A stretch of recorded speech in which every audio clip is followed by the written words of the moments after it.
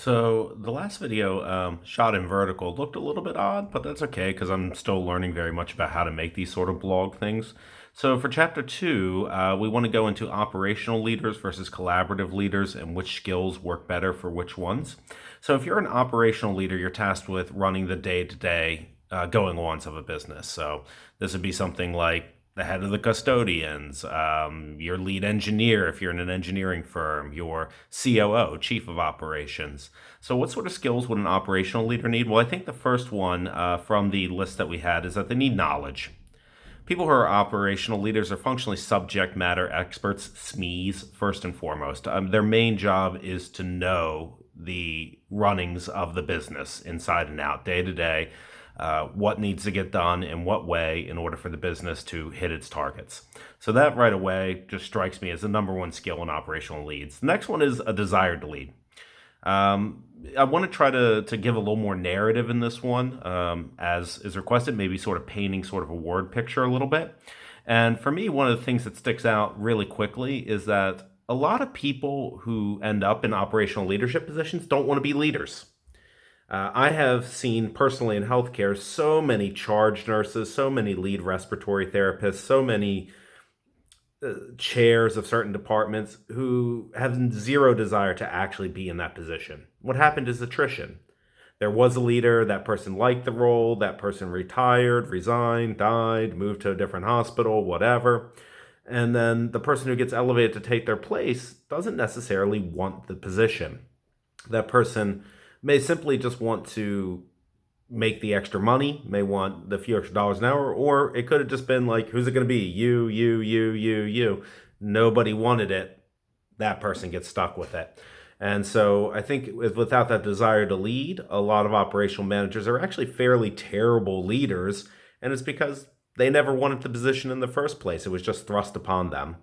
Finally, I think you need a lot of energy, both physical energy and emotional energy to be an operational leader, especially in healthcare.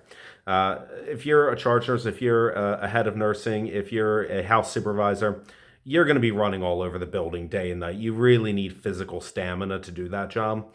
Same thing, too, if you're in any sort of operational leadership role in healthcare, you're going to need a lot of physical and emotional energy. You're going to be talking with people who are dying and their families.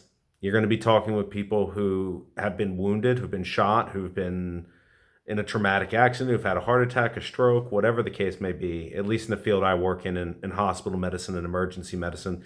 You're going to deal with people who are critically wounded all the way down to people who are malingering, who are essentially coming in to try to get drugs or something out of you. But no matter who you're talking to, you need a good deal of empathy, and you need a good deal of energy. Energy, I think, is more important than empathy. Even the empathy, of course, is the reason you're there. The energy is what allows your empathy to come out and be the star of the show. Our collaborative leaders, on the other hand, need an entirely different set of skills. They don't have typically the same authority that operational managers have. They often have to collaborate, work together, that's the name. So I think passion and charisma come out as musts for a collaborative leader. They need the skills because they don't have direct authority. A lot of times they are going to have to convince people through a charismatic argument, through a rousing speech, through a strong exemplification of their rightness, through passion, through charisma, through going really hard at it. Self-confidence, I think, is the next skill. Again, you're going to need to build this up. If you want to be charismatic, if you want to be passionate, you need to be self-confident. You need to believe what you believe. You need to stick to your guns to some extent. Of course, in collaborative processes, you need to learn. You need to be able to admit when you're wrong. You need to be able to go back and forth, walk that tightrope. But you need that self-confidence. Even if you change your opinion, you need self-confidence to say, you know what, I was wrong. My idea was not the right one. But I'm confident in myself and in my abilities and in the ability of my team that, you know what, we're going to pull this out.